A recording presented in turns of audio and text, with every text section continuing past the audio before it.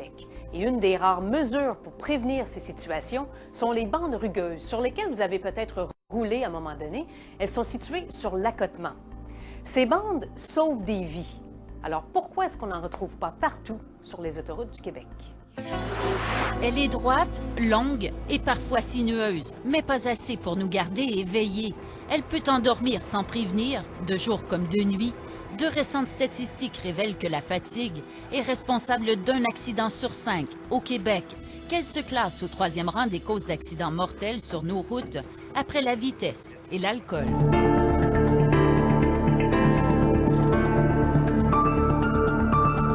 En clair, nous sommes encore plus à risque de nous endormir au volant que d'entrer en collision avec un chevreuil. C'est pas loin de la maison, 10 minutes de la maison. C'est endormi.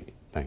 Ce week-end meurtrier du mois d'août 2001, 2 frères perdent la vie. Martin, 23 ans, Steve, 19 ans. J'ai une mauvaise nouvelle à le dire, mais j'ai pas le choix de te dire direct. Martin a eu un gros accident, Martin est décédé, puis Steve entre la vie et la mort à l'hôpital. Ah là, je me suis levé dans les choses, là, je croyais pas. C'est pas vrai, c'est pas vrai. 10 ans plus tard, autoroute 10, à la hauteur de Richelieu. C'est Isabelle Dorette, TVA. Oui, je vous appelle parce que vraiment, il y a une situation problématique sur l'autoroute 10. Il y a une voiture qui circule. C'est dangereux. Une longue lutte sur des dizaines et des dizaines de kilomètres, tantôt roulant à une vitesse excessive de 130 km/h. Là, il est dans l'accotement et oh mon Dieu. Puis après, une décélération soudaine. De longues minutes où les vies du conducteur et de son passager sont menacées, où chaque voiture qui les côtoie risque le pire. Ils viennent de frapper la bande rugueuse de gauche. Ils vont rapidement. Est-ce que vous allez intervenir? Saint-Césaire, Grimby, Bromont-des-Fils. C'est vraiment pas rassurant. Vous avez un policier qui est en faction à Magog. Le policier va l'intercepter. On comprend aussi en même temps pourquoi il est interdit par la loi de se trouver à pied ou encore à vélo sur les accotements des autoroutes et que l'immobilisation de notre véhicule doit relever de l'urgence. Seulement, c'est que le danger existe bel et bien. Ça fonctionnera pas pour Magog parce que là, ils prennent la sortie de Waterloo. Oui, on les suit. Isabelle, je pense que le siège est baissé puis il dort. Puis, une vingtaine de minutes d'attente avant que les policiers n'arrivent. Exténué après avoir fait du sport toute la journée à Montréal, le jeune conducteur a été gagné par la fatigue. Le constat, ni les drogues, ni l'alcool n'ont joué un rôle dans le comportement des 2 frères. C'est ça en arrière du véhicule. Ils n'ont rien sur reprocher. D'après les témoignages qu'on a des policiers, des usagers de la route, effectivement, les bandes rugueuses ont sauvé des vies. J'étais écrasé à genoux, puis j'ai broyé je me suis vidé. Je suis entré dans la maison, j'étais me coucher. Après ça, je me suis dit, il faut faire de quoi. Les bandes rugueuses, là, j'ai commencé à être regarder. Militant de la première heure, instigateur d'une pétition de 7000 noms réclamant des bandes rugueuses, ce père n'a désormais qu'une seule bataille, sauver des vies. Là, il recommence 7, là. Depuis 2002, le gouvernement a fait son bout de chemin. Il a creusé des rainures en bordure d'autoroute à droite, puis en bonne partie à gauche. Il reste encore près de 30 % du réseau autoroutier à sécuriser. Le dispositif de vibration permet de ramener l'automobiliste distrait ou somnolent sur le droit chemin.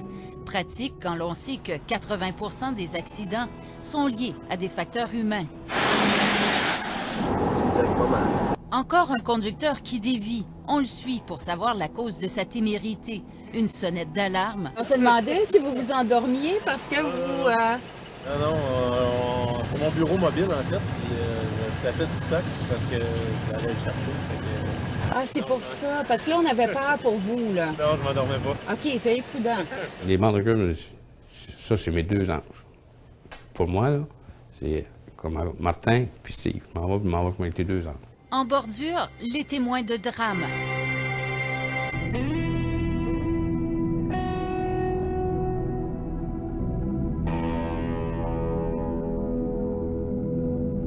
Des garde-fous défoncés presque à chaque kilomètre.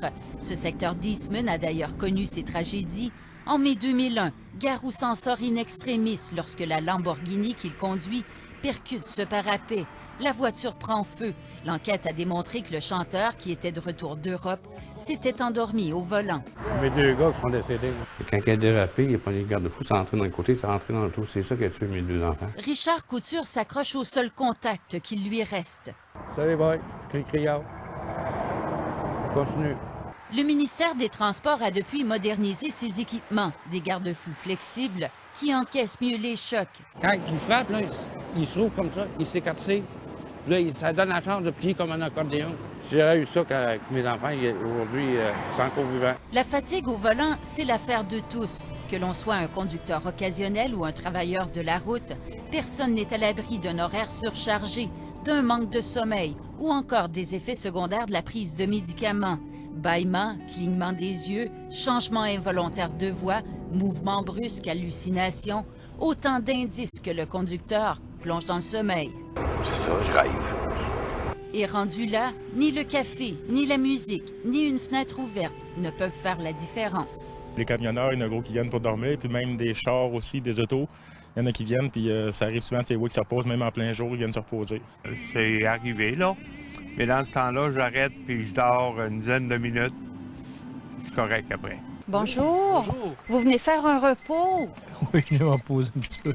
Bien, vous savez qu'entre 2h et 4h, 14h et 16h, c'est l'heure où on s'endort le plus, hein? Oui, c'est ça, puis là, j'étais sur la route. Fait que là, je me suis arrêté parce que sinon, c'est dangereux. Vous allez dormir quoi? Juste 15 minutes, puis je vais repartir. Des fois, ça prend juste ça pour récupérer puis partir. Finalement, la pause récupération aura été plus longue que prévu. Pourtant, ce conducteur n'avait que 45 minutes de route à faire.